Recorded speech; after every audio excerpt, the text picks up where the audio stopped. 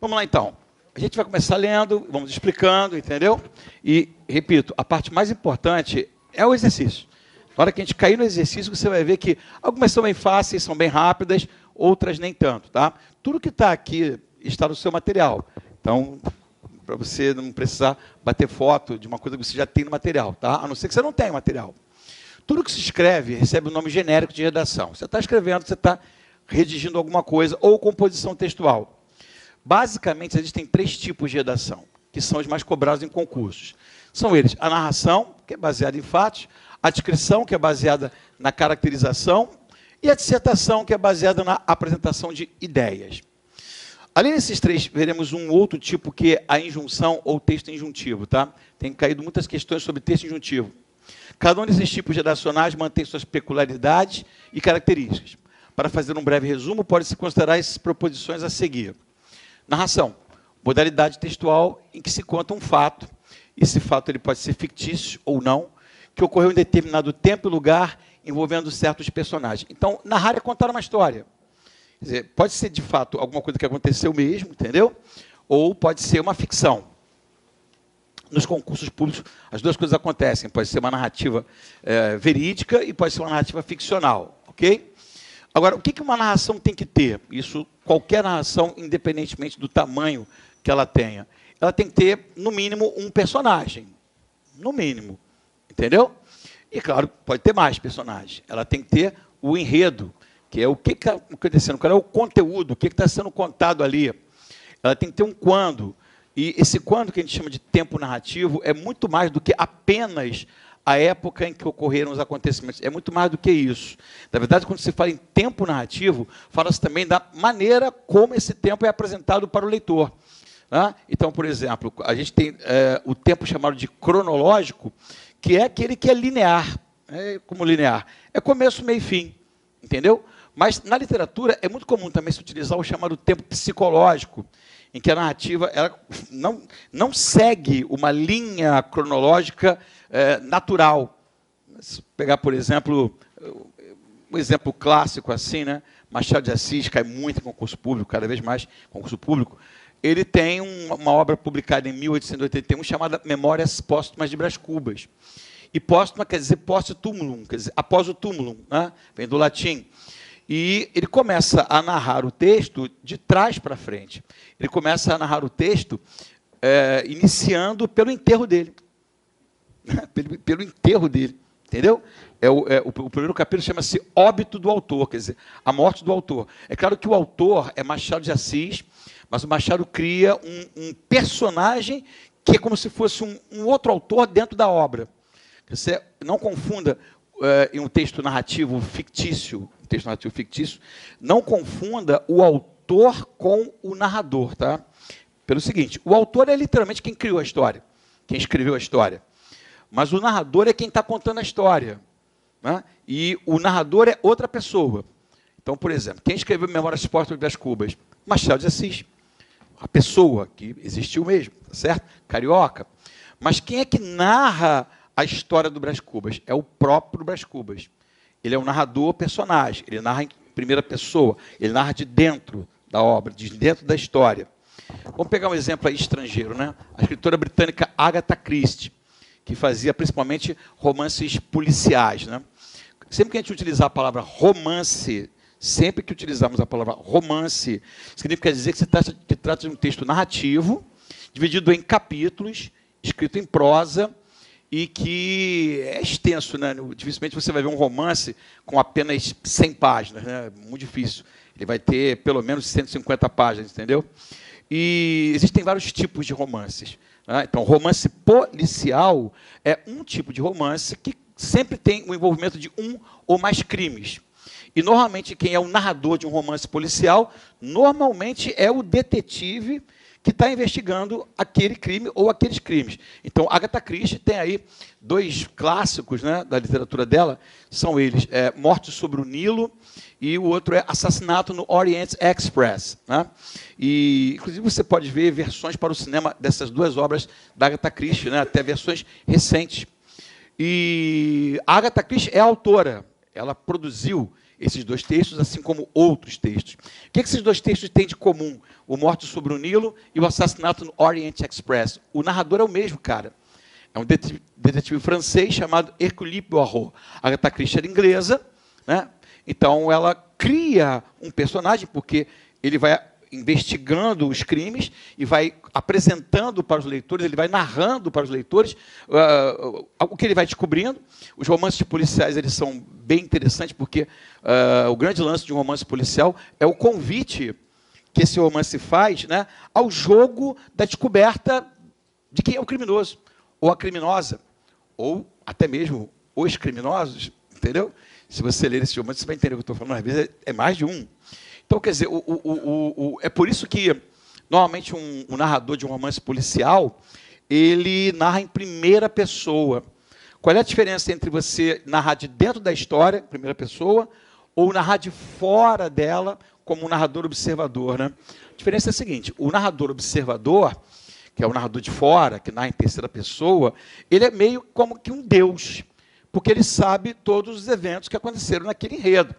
Ele sabe até mesmo o que os personagens pensam, o que eles sentem. Ele sabe o começo, o meio e o fim do personagem.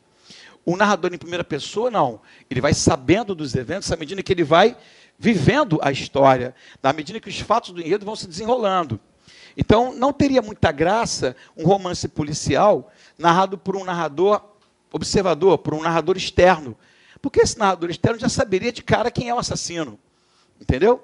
Então, quando ela, a Agatha Christie, coloca um narrador em primeira pessoa, que é um narrador de dentro, que também é personagem, a ciência desse narrador, quer dizer, o conhecimento dos fatos, é limitada. Enquanto um narrador externo, ele tem o que a gente chama de onisciência. Oni, do latim, omni, quer dizer tudo, todos. Daí, ônibus significa veículo para todos. Então, o narrador de fora, ele sabe tudo. Para um romance policial, a graça é que o narrador não saiba tudo. É que o narrador, também personagem, narrando de dentro da história, ele vai descobrindo os fatos do enredo aos poucos. E vai apresentando esses fatos para nós leitores. Então, nós entramos nesse jogo. Nós entramos nesse jogo e vamos tentando fazer nossas apostas. Pô, eu acho que é fulano, eu acho que é cicrano. Então, os romances policiais têm isso de muito legal, né? Que é convidar o leitor a entrar no jogo da tentativa de descobrir quem é o criminoso ou a criminosa. Ok? Então, quando a gente fala de quando, você tem também essa coisa do tempo, que ele não é necessariamente cronológico. Em Memórias Póstumas de Brás Cubas, o Brás Cubas começa a narrar. O primeiro capítulo é o óbito dele. Como ele morreu, onde foi enterrado, entendeu? Quantos amigos havia no enterro dele. Aí depois, usando um recurso chamado de flashback, que é você usando a memória para buscar certos flashes do passado, aí ele vai apresentando para nós flashes das suas memórias, por isso o nome é Memórias Póstumas de Brás Cubas, sem se preocupar com a linha de tempo cronológica, de tempo linear, como nós chamamos. Tá? Então, quando se fala em tempo narrativo, fala-se também da maneira como essa história é contada, né? É o que a gente chama de justamente organização discursiva. Como é que ele organizou a maneira em que ele está apresentando para nós essa história, entendeu? Ele buscou uma forma linear, começo, meio e fim, ou ele buscou uma forma diferente, né? A não linear, né? E, se não me engano, foi ontem, não sei, quando em algum lugar eu dei uma aula sobre conjunções, sobre conectivos, para o pessoal do Banco do Brasil, né? E aí a primeira questão era uma questão da banca IDECAM, que vai fazer os bombeiros, entendeu? E era um texto do Machado de Assis e era Memórias Póstumas de Brás Cubas. Era Memórias Póstumas de Brás Cubas. E ele queria saber, uma questão de conjunções, tá? Mas tem que interpretar o texto, uma questão de conectivo. E aí eles perguntavam qual daquelas conjunções poderia substituir a palavra suposto na frase suposto o uso vulgar se já começar pelo nascimento.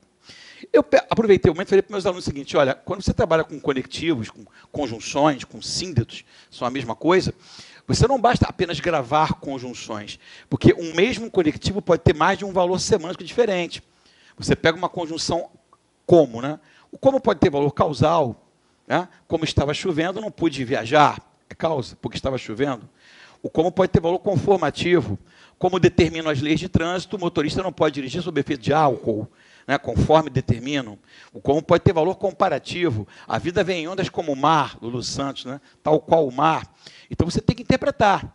E nesse texto do Machado de Assis, o primeiro capítulo começa exatamente assim, com o Brás Cubas explicando para os leitores por que ele decidiu adotar um método, método de organização discursiva, né? Que é o assunto.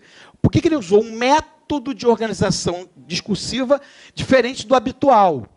Porque o que seria o habitual quando você pensa numa narrativa autobiográfica, né? Quando um narrador está falando sobre a vida dele, você pensa que ele vai seguir uma ordem cronológica, né? Que ele vai começar pelo começo, né? Vai falar do nascimento dele, como é que era a família dele, como é que eram os pais dele, como é que foi a formação dele, entendeu? Educacional, até chegar à morte dele. Mas ele diz que duas considerações o levaram a adotar um método diferente do usual. O método vulgar, o método usual é começar pelo início, né? Então, escute um trecho de como ele faz isso, né? Algum tempo hesitei se devia abrir esse livro de memórias pelo princípio ou pelo fim. Isto é, se poria em primeiro lugar o meu nascimento ou a minha morte. Suposto que o uso vulgar seja começar pelo nascimento, duas considerações me levaram a adotar diferente método. A primeira é que eu não sou propriamente um autor defunto, mas um defunto autor para quem acampa foi outro berço. E a segunda é que o escrito ficaria assim, mais galante e novo. Né? Por que novo? Porque a tradição literária, até então, a gente está falando de 1881, que é quando o romance é publicado, a tradição literária seria começar pelo início, pelo nascimento. Mas ele adotou um método diferente.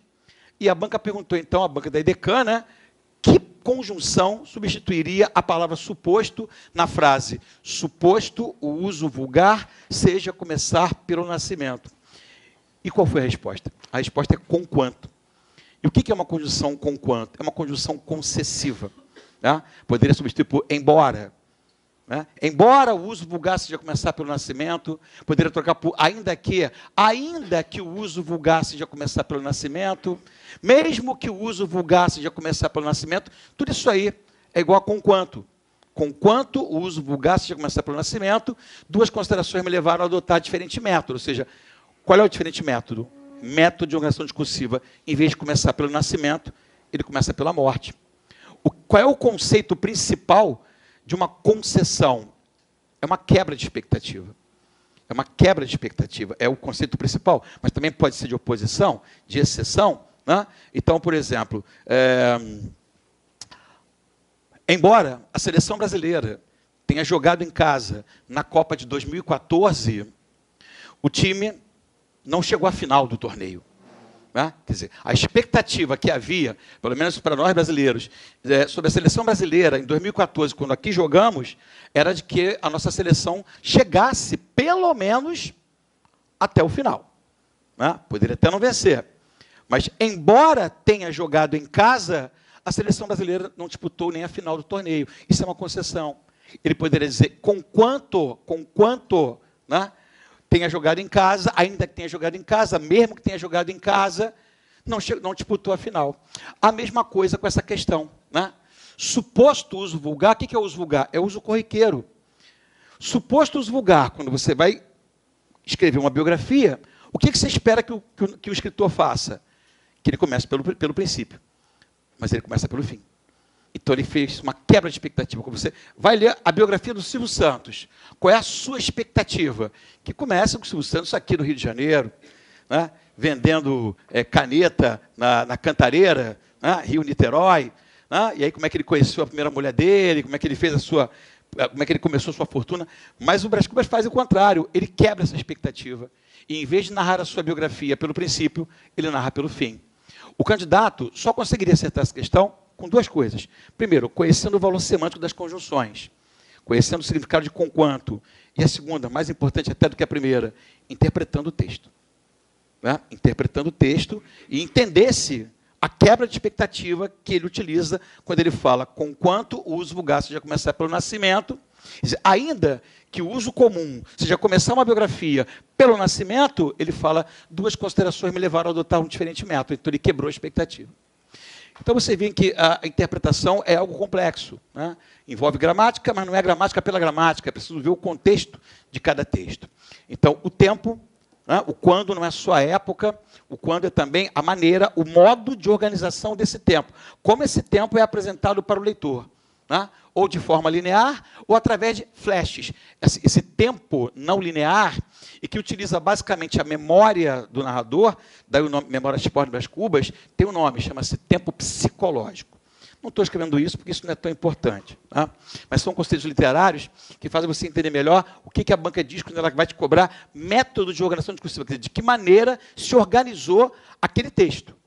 Assim como também, quando você faz uma dissertação, você tem uma forma de organização, você tem uma introdução, tem um desenvolvimento, você tem uma conclusão. Né? Então, você tem que entender justamente de que modo essas coisas são organizadas. Tudo bem? E onde? A gente chama de espaço, né? O lugar ou os lugares da ocorrência. Pode ser um ambiente interno, pode ser um ambiente externo, pode ter mais de um espaço. Por exemplo, Assassinato no Orient Express, um romance policial da Agatha Christie, tem basicamente um único espaço, que é o Expresso Oriente, né? Que é um trem que existe até hoje, um trem de luxo, né? Que liga Londres até Bombaim ou Calcutá, na Índia, uma coisa assim. Eu acho que é Calcutá, né? Na Índia. O Morte sobre o Nilo, basicamente é apenas um ambiente, que é um navio, que está navegando sobre as águas do Nilo, e lá acontece o crime, né? Então, às vezes, é claro que você tem vários espaços, vários ambientes. Mas toda narrativa, por menor que seja, ela vai ter que ter esses elementos aqui. Tem que ter um narrador, tem questões sobre isso, tem que ter narrador, tem que ter personagem, tem que ter enredo, tem que ter um espaço, uma referência geográfica, e tem que ter um quando. Ok? Toda narrativa. Quando eu falo toda narrativa, porque, veja bem, romance não é o único tipo de texto narrativo. Romance é o maior deles todos. É o maior deles todos. Em termos de capítulos, em termos de páginas, em termos de personagens e de fatos de enredo. Mas existem coisas menores, como contos. Né? Um conto é um texto narrativo, também feito em prosa, mas que, dependendo do tamanho, pode ter 2 páginas, até 10 páginas. Né? Dificilmente você vai ter um conto com mais do que 10 páginas. Existe, mas dificilmente vai ter. Então, conto é pequeno. E não é só isso, não é só isso. Os romances, eles são plurissituacionais. O que significa plurissituacional? Ele tem vários enredos ligados a um enredo nuclear, a um núcleo. Então, é como se fosse mais ou menos, comparando com a televisão, que a televisão faz, é como se fosse mais ou menos uma telenovela. Né? O que é uma telenovela? Você tem uma história núcleo, você tem aqueles personagens centrais, mas você tem outras famílias, você tem outros núcleos, né? Certo? Que ficam ali como satélites em torno de alguns personagens que são os mais importantes. Os romances são assim. Então, eles são muito mais complexos do que um conto. Um conto não. Um conto não é plurissituacional. Um conto é unissituacional. Você tem uma única situação que ocorre, já próxima do desfecho, com poucos personagens. Às vezes é um único ambiente, um único espaço só, pouquíssimos personagens, e ali ele vai se resolver de maneira muito breve. Existe ainda uma coisa menor do que o conto, que é a crônica, né? Que são textos mais utilizados em jornais, em revistas, que tem algo de narrativo, mas às vezes tem algo também de dissertativo, porque leva você a uma reflexão. Normalmente, uma crônica, ela começa com uma narrativa muito breve, só para contextualizar, e a partir daquela narrativa, sempre sobre fatos cotidianos, qualquer fato, política, economia, violência urbana, né, feminicídio, qualquer coisa. E a partir daquele evento, certo? Normalmente um evento real, a partir dali leva-se para uma dissertação. Quer dizer, a narrativa se transforma num momento de reflexão do leitor. Então, as crônicas, elas são muito breves, Elas costumam pegar o quê? Uma lauda de jornal, no máximo, ou de revista, né? Às vezes tem 10 linhas, 5 linhas. Então, se você pensar em forma de tamanho mesmo, né? O romance é o maior dos textos narrativos. O conto é bem menor e a crônica é o menor de todos. Tá? Tudo isso pode aparecer em um concurso. A crônica é o que mais aparece. Mas aparece também trechos de romances, mas a crônica é o que mais aparece. Quero citar de novo o que eu falei. A palavra romance significa dizer que o texto é ficcional. Tá? Romance quer dizer que aquele texto não é real, ele pode se basear em fatos, mas há uma diferença entre pessoa e personagem, na verdade, né? Porque a pessoa é o ser que existe de fato. O personagem é uma criação de um autor ou autora. É claro que esse autor ou autora, ele pode muito bem transformar uma pessoa em um personagem. Como é que seria isso? Né? Desde que aquela pessoa seja colocada dentro do romance e passe a viver certos eventos que, na verdade, ele não viveu, que ele nunca viveu. Vários filmes fazem isso. Vamos pegar um famoso que eu acho que todo mundo viu, Titanic. Né? Desculpa se você não sabia, mas os personagens principais, os protagonistas, ou heróis, como nós chamamos na literatura, Jack Dawson e Rose de Whittaker nunca existiram. É criado toda uma situação para a gente pensar que história... Né? Agora, o naufrágio do navio em 1912 é fato. Isso aconteceu mesmo, né? Sim, até pouco tempo ainda tinha gente que era muito criancinha, né? 1912. Agora, quando você... todo mundo viu o Titanic?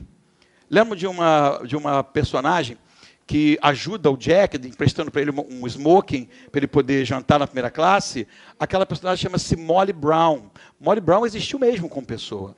Era uma nova rica, o marido dela ganhou dinheiro com petróleo. Agora, a Molly Brown, do filme, conheceu um tal de Jack Dawson? Nunca.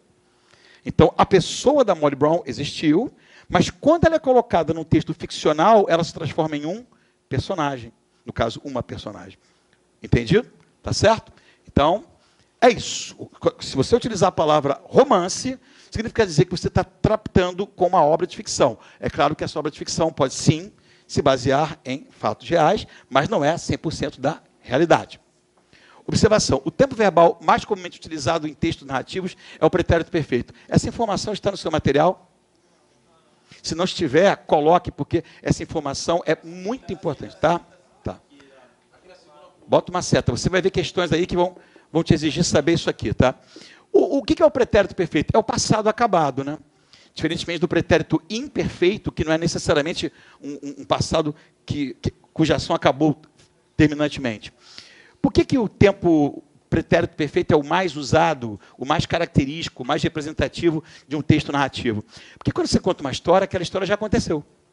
Então, pretérito perfeito. Isso quer dizer que o pretérito perfeito é o único tempo verbal utilizado no narrativo? Lógico que não. Qualquer tempo verbal pode ser usado em qualquer tipo textual. Mas, você vai ver questões aí sobre isso, mas o pretérito perfeito é o que mais e melhor representa a narrativa, porque ela fala de um fato que já ocorreu. Ocorreu, é passado, então é pretérito perfeito, acabado. Tá? Vamos em frente. Temos aqui um fragmento do primeiro capítulo de outro romance Machado de Assis. Repito, cada vez mais questões sobre esse gênio carioca, Joaquim Maria Machado de Assis, cada vez mais, tá?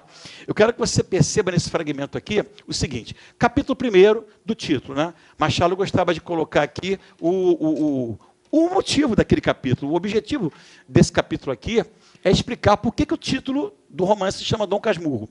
Machado é o autor, mas o narrador e o personagem principal é um homem chamado Bento Santiago, mais conhecido como Bentinho.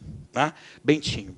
E o Bentinho é como se fosse supostamente o autor da história. O autor é o Machado de Assis, né? Mas ele cria alguém para ser o narrador e suposto autor da história dele próprio, que é o Bentinho. O Bentinho, quando começa a escrever o Dom Casmurro, ele é um homem velho, né? Ele está viúvo.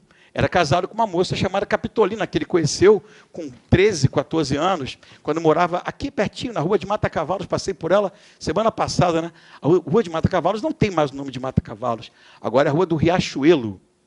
Né? Até consigo imaginar por que rua de Mata Cavalos. Imagina um cavalo com uma carroça para subir aquela rua enorme, num dia de chuva, com aquele paralelepípedo escorregando. Deve ter algum cavalo, deve ter morrido mesmo, né? Rua de Mata Cavalos, era conhecida, né? E aí ele acabou se casando com ela, depois de passar um tempo num seminário, a mãe dele queria que ele fosse padre, a mãe morreu, enfim, não vou contar a história, você deve ter estudado isso do seu ensino médio. E aí, depois de velho, ele decide que ele quer reatar as duas pontas da vida, a da velhice e da juventude.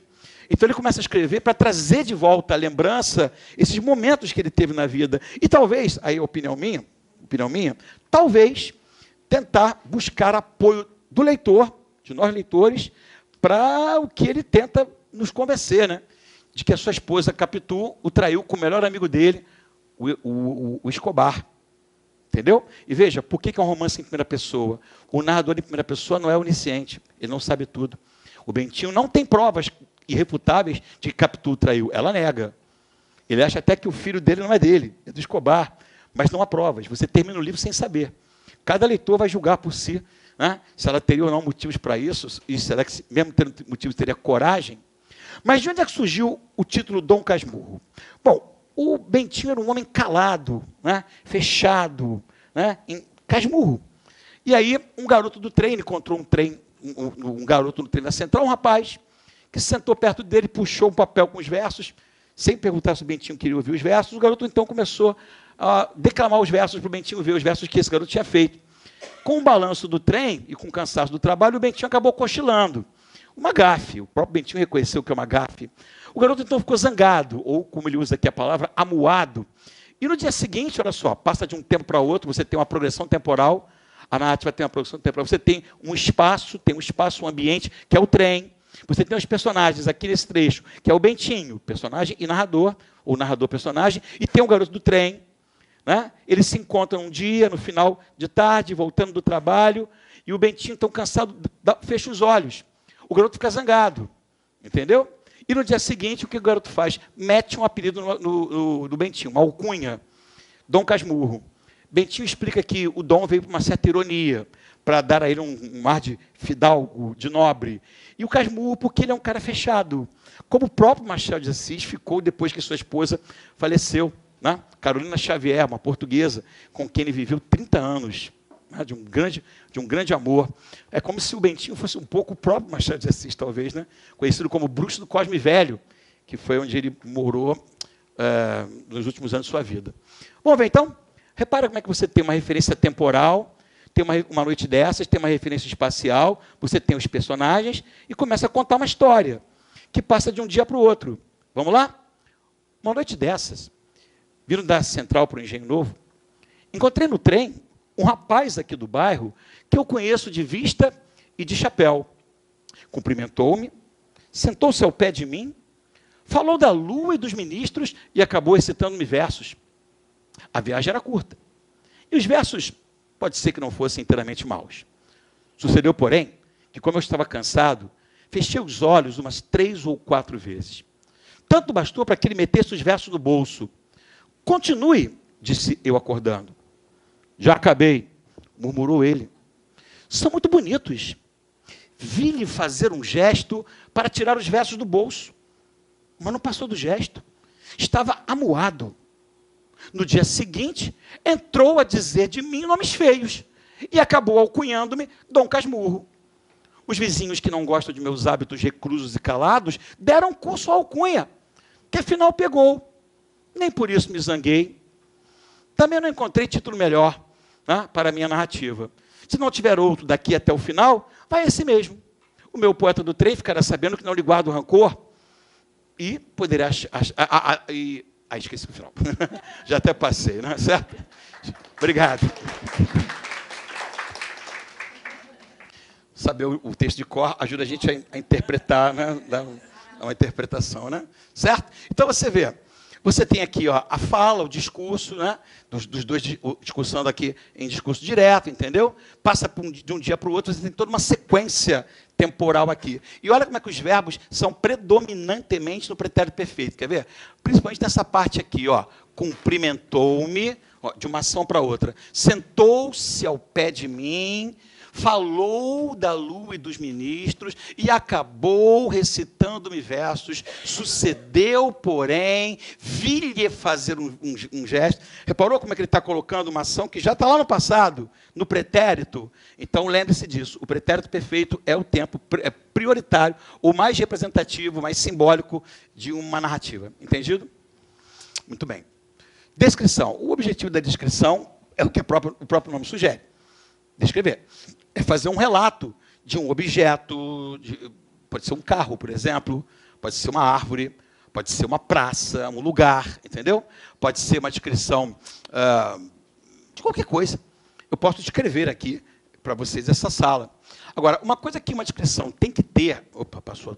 Uma coisa que uma descrição tem que ter é isso aqui, ó. Um adjetivo, que é uma palavra de qualificação, ou uma locução adjetiva, né? Que são duas ou mais palavras com o mesmo papel de qualificar. Uma mulher corajosa, corajosa é um adjetivo.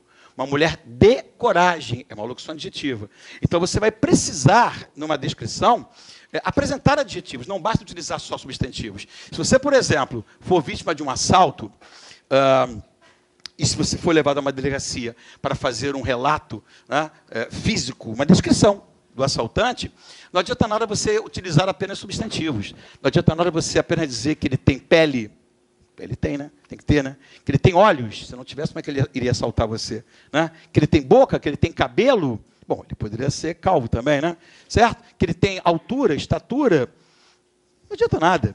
Né? Você vai ter que utilizar adjetivos para caracterizar. A palavra-chave é essa, caracterizar. Né? O objetivo é caracterizar, fazer um retrato por escrito de um lugar, de uma pessoa, um animal, um objeto ou qualquer coisa. Então, você vai dizer, é um homem de meia idade, é um homem idoso, é um homem jovem. É um rapaz, já está melhorando. Você já está individualizando aquela pessoa. Os seus cabelos são compridos, são encaracolados, são raspados, entendeu? São lisos, são crespos. O seu cabelo é grisalho, é preto, é castanho. Os seus olhos são verdes, azuis, castanhos, escuros, castanhos escuros, entendeu? A pele é uma pele o quê? Morena, negra, entendeu?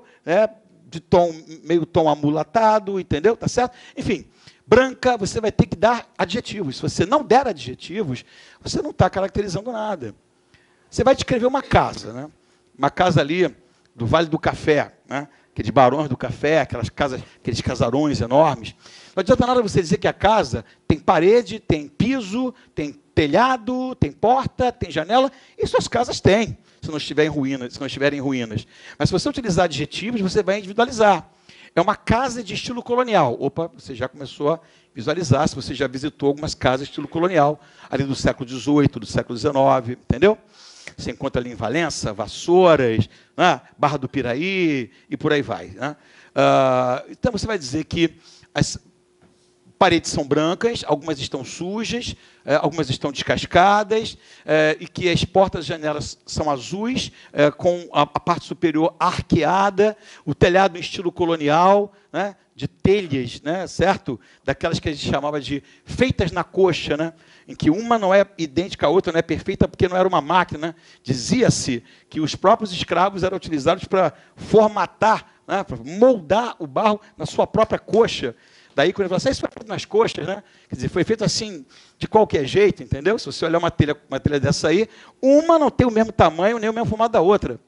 Então, a gente já está descrevendo essa casa. O piso é um piso de madeira de lei, entendeu? Piso de madeira de lei, não é de cerâmica. Então, o objetivo da descrição é que você caracterize o objeto, o espaço físico, a pessoa que você quer relatar, retratar. Nem sempre a descrição ela é objetiva. Às vezes pode ser uma descrição mais subjetiva, mais poética, mais literária, vamos dizer assim, entendeu? E outra, ela pode também ser subjetiva, porque você pode descrever elementos sentimentais. É uma pessoa amável, carinhosa, afável, ou não, é uma pessoa estressada, é uma pessoa nervosa, entendeu? Ansiosa, entendeu? Então, você pode trabalhar com essas descrições de maneira mais objetiva ou de maneira mais subjetiva, ok? E até, às vezes, de maneira poética. Se você pegar um romance do José de Alencar, chamado Iracema, em que ele descreve uma indígena da tribo Tabajara, uma obra acontecida no século XVI, no Brasil colonial, mas escrita no século XIX, pelo José de Alencar. Porém, o quando... é justamente o período do Brasil colonial, século XVI. Iracema conhece um colono, um português chamado Martim, e acabam criando o encontro de dois mundos, né? Mais ou menos como acontece naquele desenho da Disney, Pocahontas, já ouviu falar? E aquela história, do jeito que está ali na Disney, não é a história real, aquilo é ficção. Mas é baseada no fato que Pocahontas realmente existiu, o capitão inglês John Smith existiu, não eram de idade nem próximas, ele era bem mais velho do que ela, tá certo? Bem mais velho do que ela. Não é aquela romantização, aquilo é uma romantização da história em si, mas é mais ou menos isso que conta a história de Iracema. E quando Alencar vai descrever a personagem de Iracema, ele não descreve de maneira objetiva. Ele poderia descrever Iracema dizendo que ela é uma indígena, então isso já faria você, já, sabe, individualizar, né? Não é uma pessoa de matriz africana, é uma indígena brasileira, tá certo? E ele vai dizer, ele poderia dizer, ela tem a pele morena, os cabelos negros e compridos, entendeu? Os lábios volumosos, mas não é assim que Alencar descreve. Ele prefere fazer o que a gente chama de prosa poética. Ele escreve em prosa, como isso aqui. Só que usando recursos da poesia como metáforas, hipérboles, comparações, principalmente comparações. Iracema, a virgem dos lábios de mel, que tinha os cabelos mais negros do que a asa da graúna, graúna é um pássaro, e mais longos que seu talhe de palmeira. O favo da jati, jati é uma abelha, não era doce como seu sorriso, e nem a baunilha recendia no bosque como seu hálito perfumado. Mais rápida que a ema selvagem, ema é uma ave, tá? A maior ave da fauna brasileira, lembra um pouco um avestruz, só que é menor. Mais rápida que a ema selvagem, a morena virgem corria as matas do sertão do Ipu, onde campeava a sua guerreira tribo da grande nação tabajara. Quer dizer, ele vai floreando.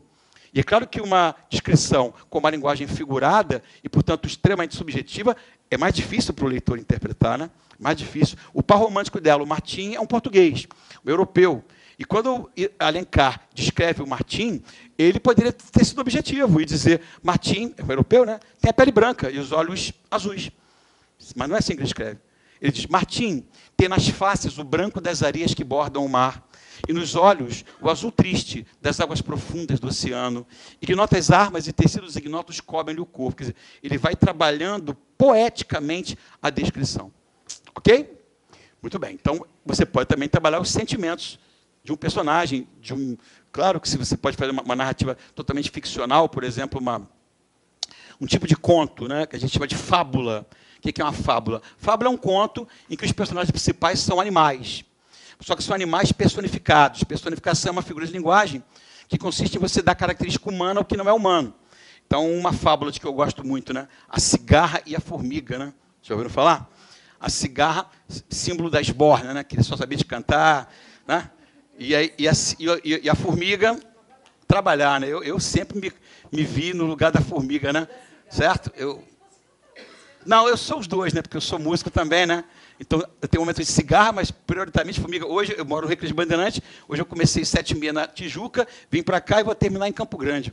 E moro no Recreio. Então, eu sou formiga, mas dia 5 de julho eu vou tocar, então, eu vou tocar e cantar, então, eu sou cigarra também, né? Mas o que garantiu minha vida, e garante até hoje, para pagar as contas, é o lado formiga, com certeza. Né? Muito bem. Características linguísticas da descrição.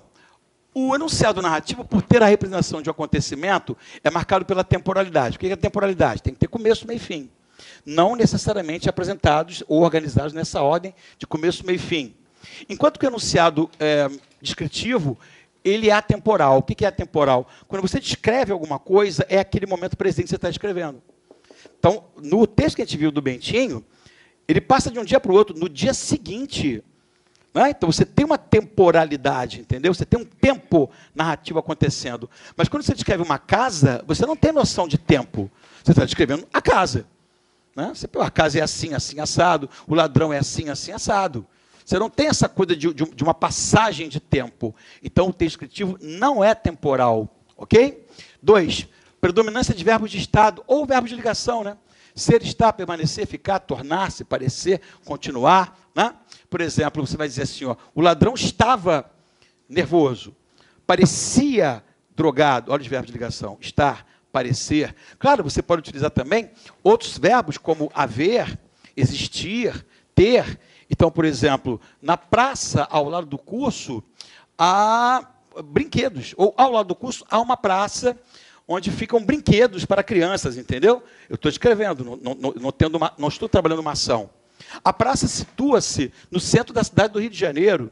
E lá existem árvores centenárias. Quer dizer, qual é o meu objetivo com tudo isso? É situar o lugar para você e o que há nessa praça. Tá? Então, aqui, ó.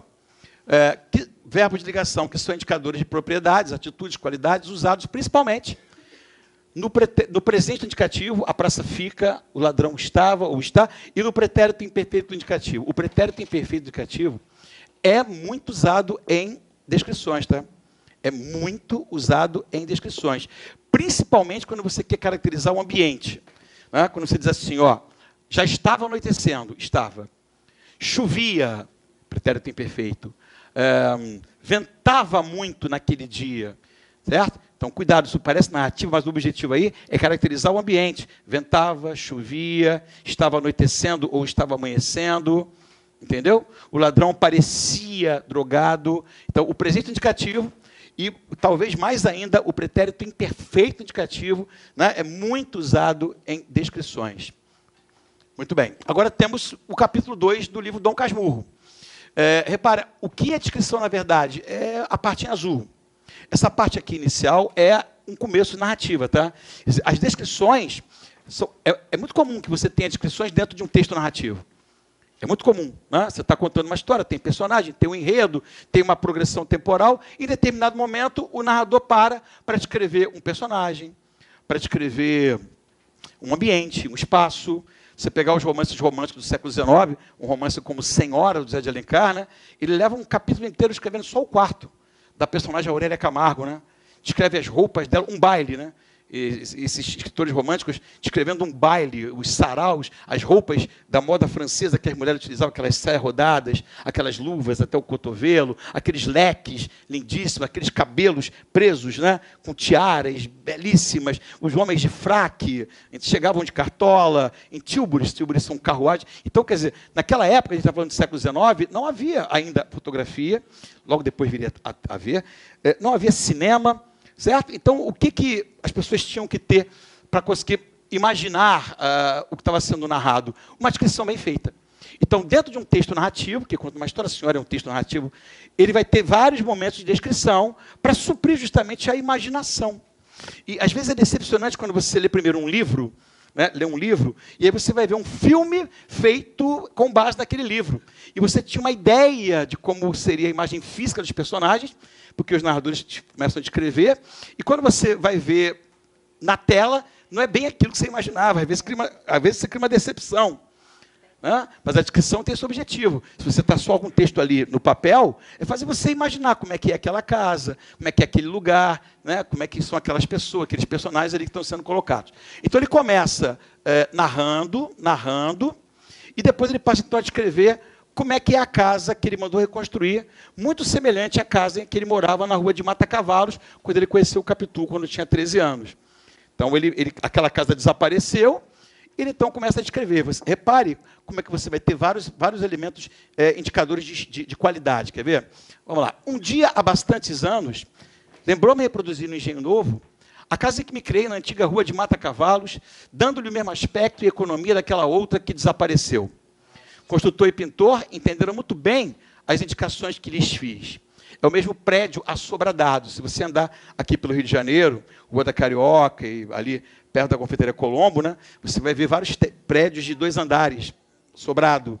Você vai ver vários prédios assim, até há excursões de professores que fazem visitas guiadas por essas ruas aqui históricas do Rio de Janeiro. Né? Então, prédio assobradado, 3 janelas de frente, varandas ao fundo, as mesmas alcovas e salas. O que é alcova? Alcova é um quarto bem pequeno. Normalmente, essas casas de fazenda, normalmente não, essas casas de fazenda ali do Vale do Paraíba, Vale do Café, todas elas têm alcovas. Todas elas têm alcovas. Né? E por que essas alcovas nessas casas de fazenda, você já visitou esses lugares? Elas não têm janelas. E sabe por quê? Para fechar a chave pelo lado de fora. Porque essas alcovas dessas casas eram destinadas aos caixeiros viajantes, ou outros tipos de homens que iam até a fazenda fazer negócio com o proprietário, com o senhor de terra. Lógico que o proprietário ele tinha ali seus filhos, normalmente filhas, né? E ele tinha que preservar a pureza, a castidade dessas meninas. Obviamente, elas ficavam na parte íntima da casa, que é uma parte mais interna. Quando você for, por exemplo, a Vassoura, e visite a casa da Era, que está lá preservada com os móveis, né, os copos, os talheres, o piano, o salão de baile, enfim, é muito bonito você conhecer isso. Então, o que acontece? Quando o caixeiro viajante, que trazia coisas para vender, desde peças de tecido, escovas e coisas que todo mundo poderia precisar, ferramentas, né, para a roça, para a lida na roça, às vezes ele, quando ia embora, estava anoitecendo. E essas estradas não tinham nada, iluminação, estradas de terra. Então ele pedia pousada ao fazendeiro. Ok, não, pode dormir numa alcova. Só que o fazendeiro fechava a porta pelo lado de fora. Dava um pinico para o camarada, um jarro com água, uma escarradeira, porque era cuspir, isso era muito comum naquela época, mascava-se tabaco, né? E pronto, no dia seguinte ele abria, ó, pode seguir viagem, porque para preservar a intimidade da casa dele. Bem interessante isso, né? Segurança. As mesmas alcovas e salas. Na principal destas salas, a pintura do teto das paredes é mais ou menos igual. E como é que é isso? Umas grinaldas de flores miúdas. Então, vai imaginando, né? No teto, grinaldas de flores, né, miúdas. Repare, não são quaisquer flores, não são flores graúdas, são miúdas, olha o adjetivo. E grandes pássaros, não são pássaros pequenos, que as tomam nos bicos de espaço a espaço. Então, pássaros que nos bicos levam essas grinaldas de flores. Nos 4 cantos do teto, né, as figuras das estações dos cantos. Né? Outono, inverno, primavera, verão. E ao centro, agora sim, ao centro das paredes, os medalhões, os emblemas de César, Augusto, Nero e Massinissa, que são imperadores romanos, né, com os nomes por baixo. O mais, quer dizer, o resto da casa é também análogo, quer dizer, é semelhante ao que era da casa anterior. E parecido. Tem uma chacarinha, quer dizer, ele cultiva algumas hortaliças ali. Eu tenho flores, legumes, uma casuarina, que é um tipo de planta, um poço e um lavadouro. Uso louça velha, ó, não é louça nova, é velha. Olha como é que é importante usar a adjetivação. E mobília velha. Uma casa, o cara é bem fechado, tudo velho. Enfim, agora, como outrora, há aqui o mesmo contraste da vida interior. A vida interior que é tranquila, que é pacata. E há um contraste com a vida exterior que é cheia de ruídos, que é ruidosa. Então, olha os adjetivos. A vida interna é pacata, a vida externa, fora da casa, é cheia de ruídos, de barulhos, de pessoas que vão e vêm. Então, olha como é que o objetivo aqui dele, a partir desse momento aqui em azul, que eu destaquei em azul, o objetivo não é mais contar a história. O objetivo aqui é fazer você imaginar como é que é essa casa que ele mandou reconstruir, muito análoga à casa que ele tinha na Rua de Matacavalos. Entendido? Dissertação. Estilo de texto em que se faz uma exposição de ideias, seria a dissertação expositiva, ou se apresenta posicionamentos pessoais sobre determinados assuntos, é a dissertação argumentativa, aquela que é mais cobrada em concursos públicos. Né? Dificilmente você vai pedir uma dissertação expositiva. Essa diferença, a FGV gosta de cobrar isso. Tá? Não só a FGV, a CESP também. E dá para confundir, dá para confundir, porque às vezes você jura que o texto é argumentativo, jura, e ele dá como expositivo meramente. E às vezes ao contrário, você jura que é expositivo, ele dá como argumentativo. Vamos então tentar ver se a gente consegue diferenciar uma coisa da outra. Tá? O texto dissertativo não cria diálogo, nem personagem, não está contando história, não é narrativa. Né? É a exposição, se for um texto expositivo, ou a discussão dos fatos, se for argumentativo. A dissertação expositiva tem como objetivo literalmente expor, explicar ou interpretar ideias. Por exemplo, uma aula de história. O professor de história vai falar sobre a Revolução Francesa. Não vai opinar sobre ela. Não vai apresentar uma tese pessoal. Vai simplesmente expor os fatos. Vai falar das principais pessoas, né, que tiveram um relacionamento com isso, de ambos os lados, da nobreza, né, e populares, entendeu? Vai falar de Robespierre, de Danton e dessas pessoas todas aí. E sem apresentar uma opinião pessoal. Ele vai apenas expor. Um professor de direito constitucional vem aqui e vai expor para você, ó, artigo tal, lei tal, parágrafo tal, tal, tal. Ele vai expor. Ele não tem que opinar sobre aquilo. Ele até pode opinar, mas o objetivo do texto expositivo não é opinar, é fazer você conhecer o fato. A grande maioria dos textos jornalísticos é expositiva. Mas, é claro, existem textos opinativos também, tá?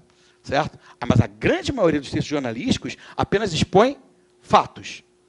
Entendido? Certo? Por exemplo, se eu disser assim, nesta semana, houve uma notícia que chocou muitos brasileiros, embora talvez o choque não tenha sido tão assim, forte, porque mais ou menos já se esperava, né?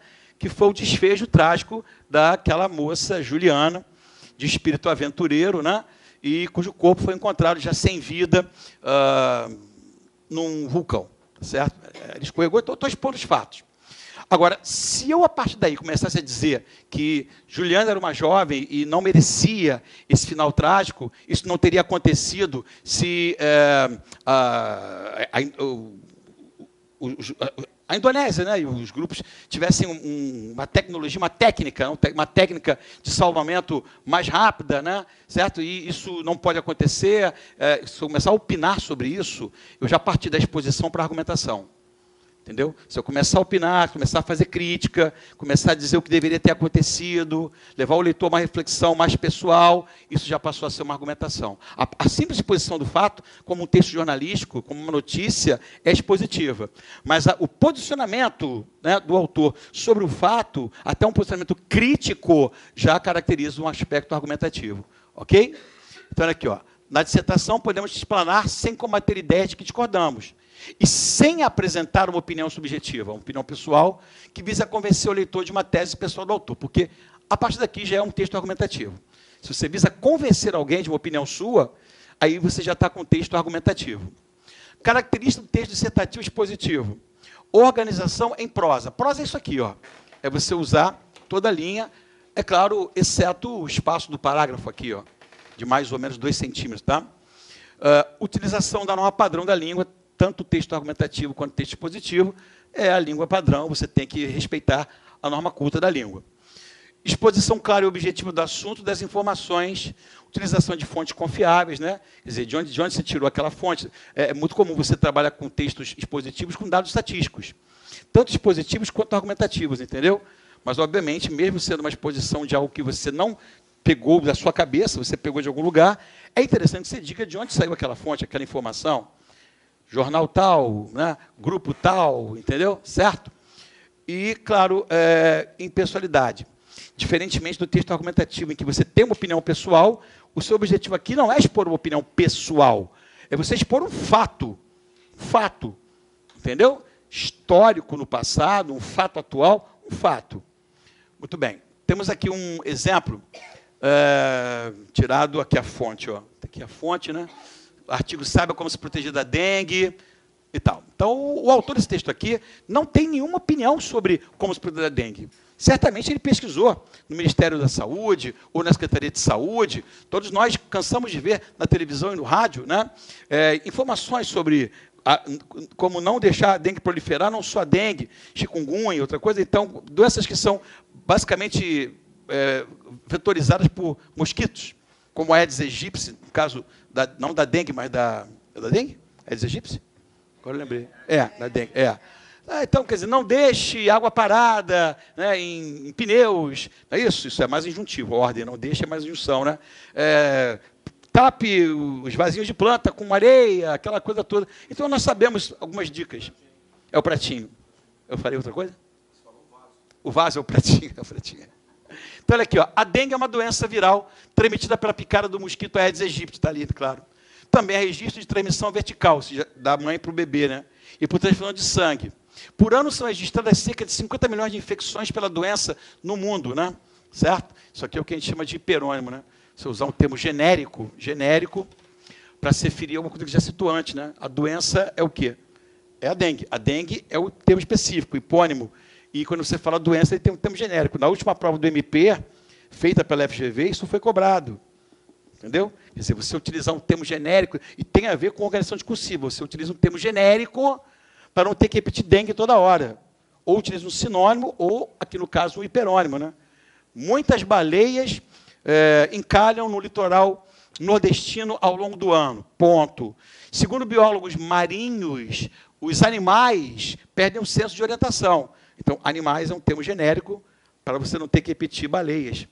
Animais é um hiperônimo, tá certo? A pessoa infectada pelo vírus da dengue apresenta febre alta, entre 39 graus centígrados e 40 graus centígrados, que dura de 2 a 7 dias.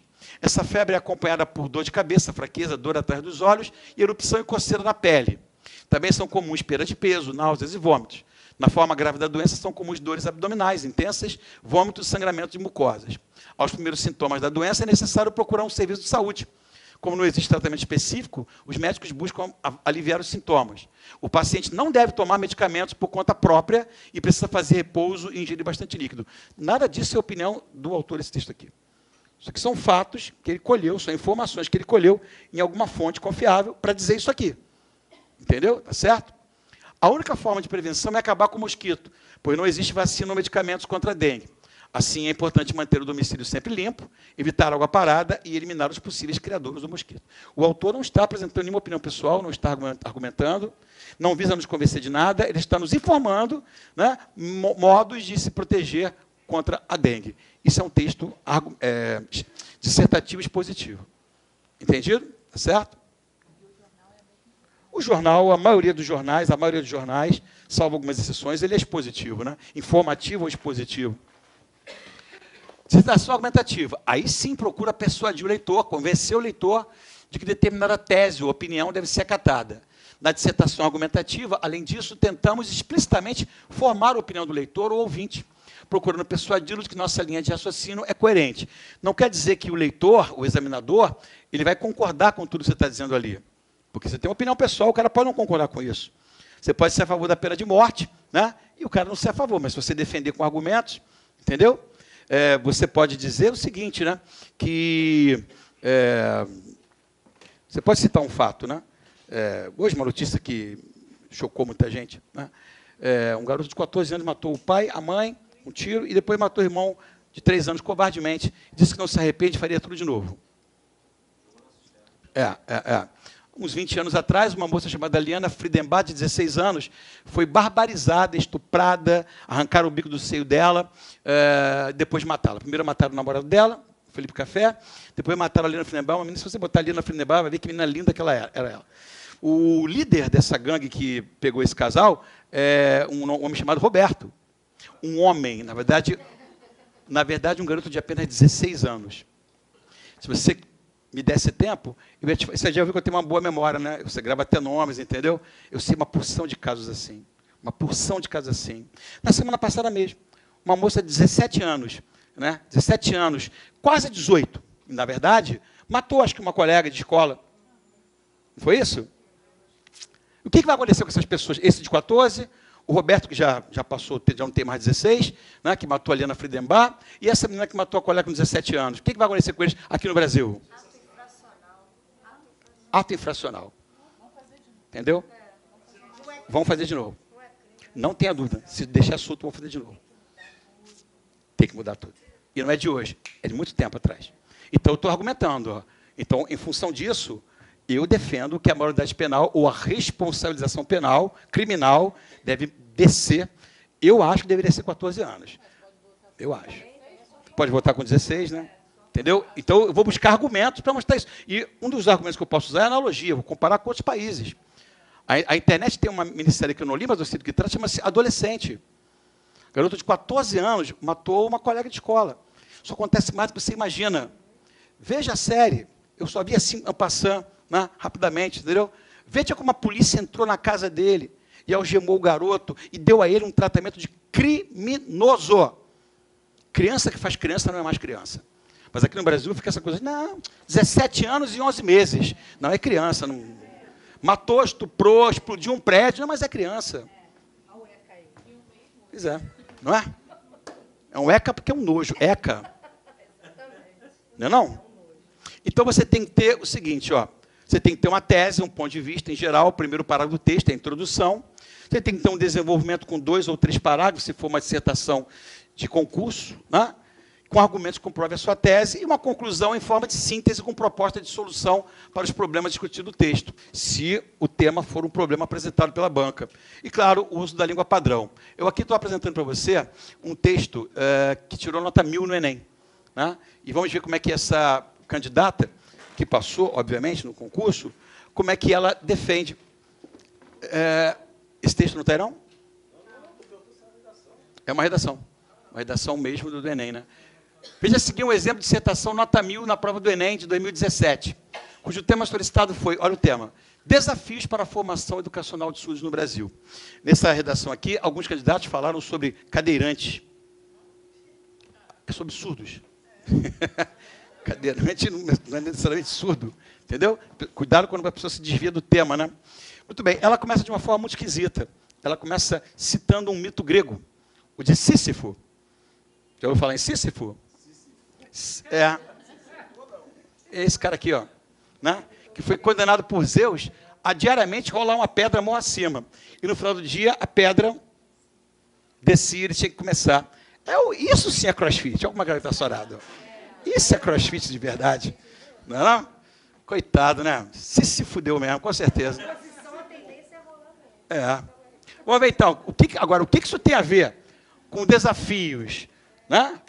Para melhorar a condição de educação dos surdos, ela vai ter que amarrar isso. Vamos ver como é que ela faz isso? A primeira parte é a introdução, a apresentação. Ó. Na mitologia grega, Sísifo foi condenado por Zeus a rolar uma enorme pedra morra acima eternamente. Todos os dias, Sísifo atingiu o topo do rochedo, contudo era vencido pela exaustão, assim a pedra retornava à base. Até aqui é uma narrativa. Não pode ser o tempo inteiro narrado, né? Porque isso é uma dissertação, né? Mas ela apenas colocou a narrativa para contextualizar. Agora, ela tem que amarrar isso aqui com o tema, que é desafios para a educação de surdos no Brasil. Vamos ver aqui, ó. Odiernamente, quer dizer, atualmente, né? Esse mito assemelha-se à luta cotidiana dos deficientes auditivos brasileiros, os quais buscam ultrapassar as barreiras as quais separam do direito à educação. Nesse contexto, não há dúvidas que a formação educacional de surdos é um desafio no Brasil, o qual ocorre, infelizmente, ó, ela colocando a opinião dela aqui, ó, de forma modalizada, né? Sutil. Infelizmente, devido não só à negligência governamental, mas também ao preconceito da sociedade. Ou seja, ela faz uma analogia entre o Sísifo, se nós fôssemos utilizar um clichê, uma frase feita para explicar o que acontece com o Sísifo, seria algo como nadar, nadar e morrer na praia. Né? Quando você se esforça muito para conseguir alguma coisa e não consegue. Ele rola a pedra, a pedra rola. Então, como é que a gente pode buscar uma comparação com os surdos mudos? Eles lutam para terem melhores condições de educação e não conseguem nada. E ela escolhe 2 tópicos de abordagem para serem desenvolvidos. Né? Primeiro tópico, a negligência dos governantes quanto ao fato, né, dos deficientes, principalmente dos surdos mudos. E segundo fato, o preconceito da sociedade. Cada um desses tópicos tem que ser desenvolvido separadamente. Ela escolheu aqui um roteiro para o desenvolvimento. Então, no primeiro para o desenvolvimento, ela vai dissertar sobre a negligência governamental quanto ao problema dos surdos mudos. E no próximo para o desenvolvimento, antes de concluir, ela vai falar do preconceito da sociedade. Vamos ver. A Constituição Cidadã de 1988 garante educação inclusiva de qualidade aos deficientes. Todavia, o Poder Executivo não efetiva esse direito. Quer dizer, o direito no papel de educação inclusiva existe, mas na prática a coisa é bem mais complicada. Entendeu? Consoante, quer dizer, conforme Aristóteles, no livro Ética Nicômaco, a política serve para garantir a felicidade dos cidadãos. Logo, se verifica que esse conceito de que a política serve para garantir a felicidade aos cidadãos, de que esse conceito encontra-se deturpado no Brasil, à medida que a oferta, não apenas da educação inclusiva, como também na preparação do número suficiente de professores especializados no cuidado com surdos, não está presente em todo o território nacional, fazendo os direitos permanecerem no papel. Eu já tive alunos surdos em sala de aula, mas eu não fui preparado para trabalhar com esse aluno. Assim como cada vez mais está tendo cada vez mais alunos com espectro autista. É impressionante como isso tem aumentado, mas eu não fui preparado para trabalhar com aluno espectro autista. Entendeu? Então, quer dizer, o papel diz, não, tem que ser educação inclusiva, tem que colocar todo mundo com pessoas que não têm nenhum tipo de deficiência. Agora, cadê a preparação para isso? Muito bem, o próximo parágrafo tem que falar sobre outro tópico, que é o preconceito da sociedade. Vamos ver. Outro sim, quer dizer, além disso, ademais, soma-se a isso, né, outro sim, quer dizer, vai mostrar um outro lado da questão, que agora é o lado do preconceito. O preconceito da sociedade ainda é um grande impasse à permanência dos deficientes auditivos nas escolas. Né? Então, ela já abriu, a gente chama de tópico frasal, já abriu o parágrafo dizendo que, neste parágrafo, ela vai mudar de tópico. Você só muda de parágrafo quando você tem outro tópico de abordagem. Tristemente, para não repetir, infelizmente, e, mais uma vez, está modalizando, está colocando sutilmente a opinião dela, né? É uma tristeza isso. Tristemente, a existência da discriminação contra surdos é reflexo da valorização dos padrões criados pela consciência coletiva. A consciência coletiva que é que as pessoas convivam com pessoas que não têm deficiência nenhuma. Né? A consciência coletiva é que todo mundo seja bonito, magrinho, todo mundo seja, sabe, normal, com 2 braços, 2 pernas, entendeu? E aí, quando aparece alguém com algum tipo de deficiência, as pessoas tendem a rejeitar. mesmo que não expressem isso verbalmente, mas expressam através de atos, às vezes, como o próprio preconceito racial também. Aqui, ó. No entanto, segundo o pensador e ativista francês Michel Foucault, é preciso mostrar às pessoas que elas são mais livres do que pensam, para quebrar pensamentos errôneos construídos em outros momentos históricos. Ó, é preciso, é fundamental. Ela está colocando a opinião dela, está tentando nos convencer. Isso é argumentação.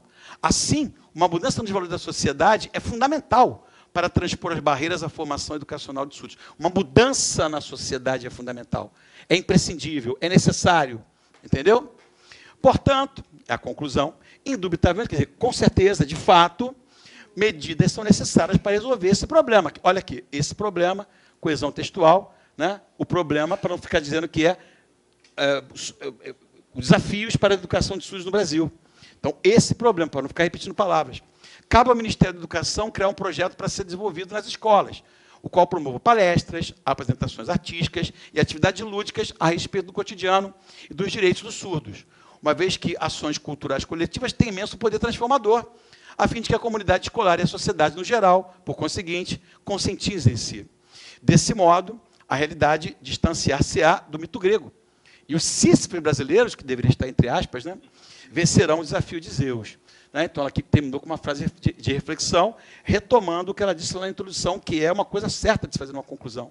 Você relembrar o que você citou lá em cima. Ela citou o mito de Sísifo, né, e comparou os surdos mudos a Sísifos. Ela aqui utiliza um termo, uma metáfora, os sísifos brasileiros, que são os surdos mudos, que nadam, os surdos, os surdos, que nadam e morrem na praia. Merecia nota 1000? Sim, muito bem defendido. Muito bem defendido. Piauí, né?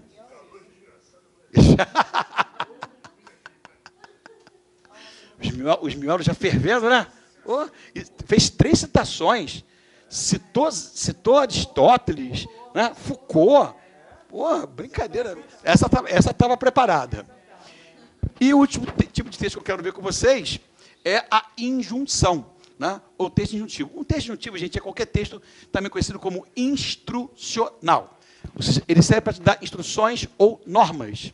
É isso.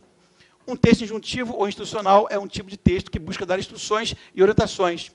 Ele é composto de comandos para que o leitor consiga atingir certo objetivo, como cozinhar uma receita, montar um móvel, usar o medicamento corretamente, fazer uma dobradura, etc. Alguns exemplos de texto injuntivo ou instrucional são receitas culinárias, manuais de instrução, regras de jogos, bulas de remédios, guias de viagem, cartilha do candidato, leis. Leis, pode colocar aí, leis, normas, portarias. Entendeu? Compra um celular, não sabe usar aquele celular, tem lá uma manual de instrução, aperte o botão tal, programe não sei o quê. Né? Uma receita de bolo, ou, aqui, ó, uma receita de palha italiana que está aí. Né? A linguagem tem que ser clara e objetiva, a linguagem tem que ser denotativa, ou seja, sem figura de linguagem, explicação detalhada, frase curta, e isso aqui, o mais importante, cai muito. Ó. Verbo no imperativo. Modo verbal em que você normalmente faz uma ordem. Né? Uma ordem, um apelo. Então, misture, coloque, faça, ligue a peça A com a peça B, retire o parafuso da caixa, misture o leite na farinha. Linguagem formal. Então, aqui temos uma receita de palha italiana, se você quiser aproveitar, já traz para a aula que vem, para a gente comer, tá certo? Aqui tem os ingredientes, uma hora de preparo. E aí você vai ver que o que se destaca aqui são os verbos no imperativo. Ó. Mexa, continue, retire, deixe esfriar. O verbo no imperativo é o predominante, tá certo? Muito bem, antes de dar um intervalo, vamos começar a fazer exercício. Agora é que vem a parte mais importante. Como eu disse, a parte da teoria, você aprende fácil, né? Fazer as questões é que não é tão fácil assim. Essa primeira aqui da FGV é até fácil. Ele vai querer que você analise parágrafo por parágrafo, tá? Menos o primeiro parágrafo. Menos o primeiro. O primeiro ele não pergunta. Ele pergunta do segundo em diante. Quer ver aqui, ó? Do segundo ao sexto. Você, antes de chegar ao último, você já vai saber a resposta. Aqui vai estar fácil de perceber a resposta. Vamos fazer juntos nessa aí, que essa aí não está difícil, não. Ó. Então, o primeiro parágrafo ele não quer saber qual é a tipologia.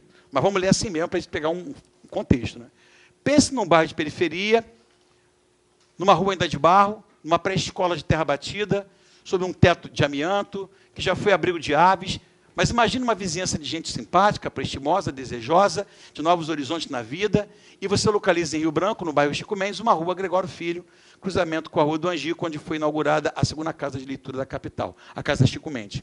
Detalhe, ele não pergunta qual é a tipologia do primeiro parágrafo, mas se perguntasse, você diria que ele é narrativo, descritivo, dissertativo ou injuntivo? Aqui, ó, não é um bairro qualquer, é um bairro de periferia. Olha uma locução adjetiva aqui qualificando o bairro. Não é uma rua qualquer, asfaltada, é uma rua de barro, né? De terra batida. Olha os adjetivos, tá? É um teto que não é de telhas, né? É de barro, é de amianto, quente pra caramba, né? E proibido, né? O amianto causa uma doença, né? Se não me engano, asbestose, uma coisa assim, uma doença. Silicose pleural. O que é silicose pleural? Os seus pulmões vão empedrando.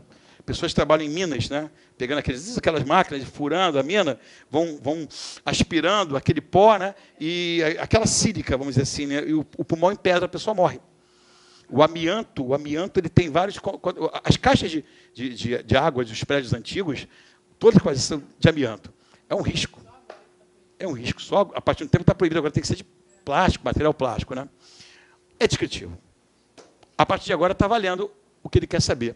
A casa de leitura Chico Mendes, cuidada como se fosse uma casa de encantamentos, tem cerca, olha o verbo, tem cerca, canteiros verdes, tá? Goiabeiras e cupim suazeiro. A partir de hoje tem 10 novas seringueiras, que em 15 anos vão estar chovendo sementes no quintal, como hoje é do Teatro Hélio Mélio. Tem uma varanda aberta, ó, a varanda não é fechada, é aberta, é acolhedora, olha os adjetivos, né? A casinha é uma casinha de madeira, olha a locução adjetiva, reformada, com cortinas de chita nas janelas e cadeira de vime ao lado das paredes do balanço coloridas. Pepetas no beiral anunciam para a criançada que ali mora a liberdade de voar com o pensamento. Narrativo, descritivo, dissertativo ou injuntivo? Descritivo. Aí você já olha as opções, e já tem a letra A e a letra B, por enquanto, a letra D. Já elimina C e E. Tudo bem? Elimina C e E. Assim fica fácil para caramba, né? Nessa comparação. Vamos, então, agora para o terceiro parágrafo. No único salãozinho de leitura, o que você tem lá? Uma roda central, um tronco grosso, de madeira. Olha como é que você tem muitos adjetivos. Ó. Grosso, de madeira, pende como um candelabro, baixo, ao alcance das mãos de olhos ávidos, olhos curiosos. Olha quantos adjetivos. Né? Certo? Remexendo o acervo dos livros expostos. Nos troncos, nos cantos, troncos naturais polidos, olha o adjetivo, e cortados, sustentam outras coleções como mesas de apoio. Aqui ele está usando basicamente o presente indicativo. Né? Sustentam para o indicativo. Enquanto os muito pequenos, sentados lado a lado, em esteiras de bananeira, rolam as páginas coloridas. É o quê? Descritivo, de novo. Você tá visualizando o ambiente. Está descrevendo o ambiente. Quarto parágrafo. Na pirâmide de caixotes em que se guardam os livros, culmina uma miniatura da casa de Chico Mendes, em Chapuri. Do outro lado, sua foto. E como é que está a foto de Chico Mendes? Está lá, sorridente, vivo, infelizmente ele foi assassinado, né? Dialoga com suas imagens do primeiro prêmio Chico Mendes de Cultura. Uma sala com internet, convida os jovens a outras leituras, com CDs, músicas e plástica. Não. Descritivo de novo. Está lá a foto dele, está descrevendo. Está dizendo que tem uma pirâmide de caixotes, entendeu? Está descrevendo. Isso aí já dá a resposta, né? Isso já dá a resposta, né? Mas vamos em frente aqui, ó. Então, o 2, 3 e 4 descritivos. Tudo bem? Alguém tem dúvida? Não? Muito bem. Agora aqui, ó. Foi comovente acompanhar o hasteamento das bandeiras por um senador da República. Opa, já apareceu aqui uma pessoa aqui, né? O verbo no pretérito perfeito. O Tião Viana. E também pela presidente do Comitê Chico Mendes e pela diretora da Associação de Moradores, sob as vozes e o batuque das crianças ao som da floresta. Antes de começar a festa, os vizinhos já tinham tomado conta da casa, na alegria deste sinal de vida nova. Aqui ele já está contando um fato. Já está contando um fato, é um fato mesmo real, não é fictício, né? Mas está contando um fato. Se está contando um fato, seria o quê? Das opções. Narrativa.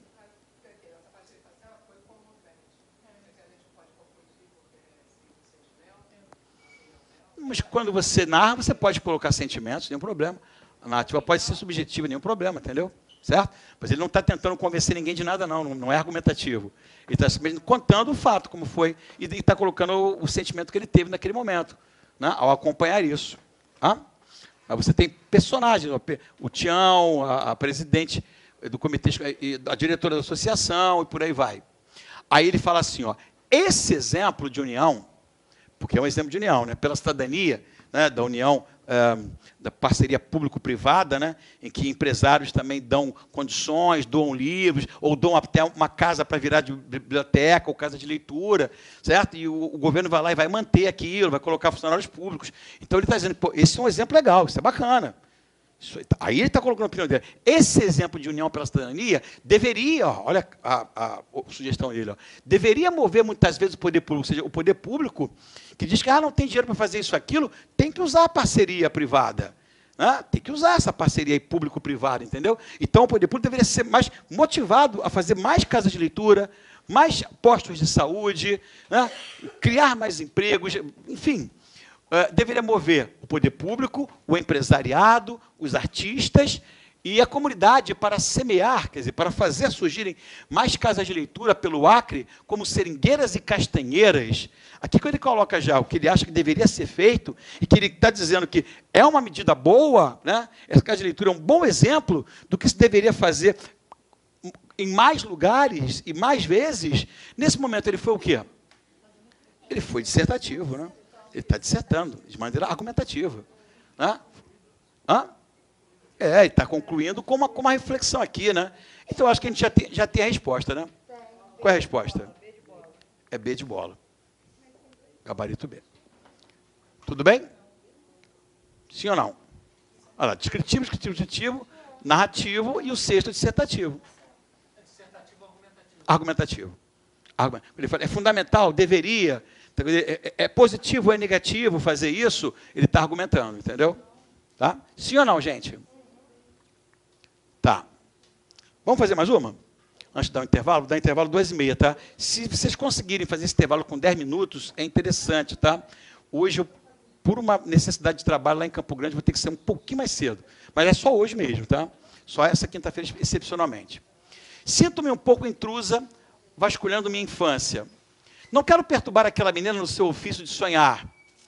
Não a quero sobressaltar quando se abre para o mundo, que tão intensamente adivinha, nem interromper sua risada quando acha graça de algo que ninguém mais percebeu. Essa é do IBFC, tá? A banca. Tento remontá-la aqui num quebra-cabeça se vai formar um retrato. O meu retrato? Certamente faltarão algumas peças. Né? Quer dizer, é a própria autora, aqui usa a Lia Luft, né? Aqui a narradora, né? Não é necessariamente a Lia Luft, tá? A Lia Luft é a autora. O narrador pode ser outra pessoa. Mas a narradora está tentando remontar o quê? A sua infância. Está tentando se lembrar de como foi aquela menina que ela foi. Então, onde eu parei? Mais falhada e fragmentária, esta sou eu. E me reconheço assim em toda a minha incompletude. Algumas dessas narrações já publiquei. Ó, ela própria já diz que é uma narrativa. Ó. Algumas dessas narrações já publiquei. E Lia Luft era uma escritora narrativa mesmo, né? São meu rebanho, e posso chamá-las de volta quando quiser. Muitas eu mesma vi e vivi, outras apanhei soltas no ar, pois sempre há quem se exponha a uma criança que finge não escutar nem enxergar muita coisa da vida ao resto do chão. Aqui onde estou, diante deste computador, né? A escritora está ali com o computador, entendeu? Nesta altura e deste ângulo, afinal compreendo que não são as palavras que produzem o mundo, pois este nem ao menos cabe dentro delas. Assim, aquela menina, dançando no pasto na chuva, não cabia no seu protegido cotidiano. Procurava sempre o susto que viria além. Então, enfiava-se atrás dos biombos da imaginação, colocava as máscaras, espiava o belo e o intrigante que levaria o resto de sua vida tentando escrever. Muito bem, é a narradora, né? Falando sobre a menina que ela foi, está tentando resgatar lembranças, reminiscências, ok? Muito bem. O texto acima pode ser entendido como pertencente à tipologia narrativa. Bom, o próprio texto diz isso, né? Algumas dessas narrativas já publiquei, né? Tá narrando um fato ali, ok? Desse modo, todos os elementos abaixo comprovam essa classificação, menos um. Então, quer dizer, você tem que ver, na parte teórica, o que eu coloquei que uma narrativa, por menor que seja, tem que ter, os elementos que uma narrativa tem que ter. Agora, desses elementos que aparecem aqui, ó, por exemplo, aqui, ó, narrador, referências espaciais, né? Personagens, e um posicionamento que fica claro na oposição entre o adulto e a criança, um desses elementos não é típico de textos narrativos. Está no texto, mas um desses aí não é uma característica típica de um texto narrativo. 4 são. Um deles não é. Seria típico de outro tipo de texto, de outra tipologia. Mas por que está faltando? Só um minutinho. O seu material tem até letra E, não? Então é porque eu falei letra E de bobeira. Então é até D mesmo. Então é D mesmo. Vamos ver? A narrativa tem que ter um narrador? Sim. Essa narradora está dentro da história que ela está narrando ou está fora? Ela está de dentro da história ou ela está fora da história? Ela é personagem ou não é personagem? Se ela é personagem, ela narra em primeira pessoa. Tudo bem? Se ela está narrando de dentro, ela é personagem, ela está falando dela mesma, então ela narra em primeira pessoa. Quando o narrador não é personagem, ele narra em terceira pessoa. Tá? Então, primeira pessoa significa dizer narrador-personagem. Ela concorda comigo? Sim ou não? Que relata com parcialidade. Por que parcialidade? Porque ela está falando dela. Ela não é imparcial. Ela é parcial, porque está falando dela. Né? Os fatos e os elementos descritos. Está certo isso aqui? Tem a ver com narrativa? Tá certo. E tem a ver com o texto? Sim. Sim. Entendeu por que ela é parcial? Porque ela está falando dela mesma? De fatos da vida dela. Sim ou não? Entenderam isso? Sim ou não, gente? Sim. Tá. B. Referência espacial. Né? Referência espacial pode ser qualquer coisa que tenha a ver com o lugar onde ela está. Ela fala assim, ó, estou aqui sentada, perto do computador. Um texto narrativo tem ou não tem que ter referências espaciais? Sim. Tem. Os lugares onde a narrativa acontece. Isso tem no texto, como exemplo que ele colocou ali, ó, diante deste computador, nesta altura, deste ângulo. Então, é uma referência espacial e é algo que realmente constitui um texto narrativo. Entendido? A presença de personagens como aquela menina no seu ofício de sonhar. Personagens são tipos de um texto narrativo? Sim, se você olhar a teoria, está lá. Narrador, personagem, enredo. Né? E defender um posicionamento que fica claro na oposição entre o adulto e a criança. A defesa de um posicionamento é característica narrativa? Não. É característica de qual tipo de texto? Dissertação argumentativa.